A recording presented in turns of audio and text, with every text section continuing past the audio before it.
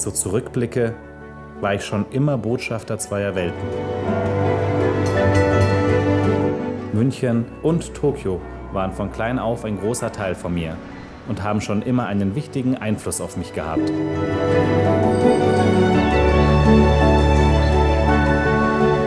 Aufgewachsen in zwei Kulturen haben mich meine Eltern an das Kochen herangeführt.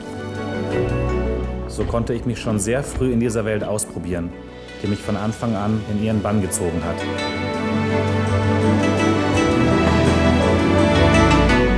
Auf meiner kulinarischen Reise hatte ich sowohl meine deutsche als auch meine japanische Heimat stets auf dem Gaumen, im Kopf und besonders im Herzen.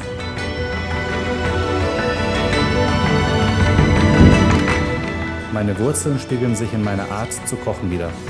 Ich bin froh, eine Familie und ein Team an meiner Seite zu wissen, die diesen Weg mit voller Überzeugung mit mir beschreiten.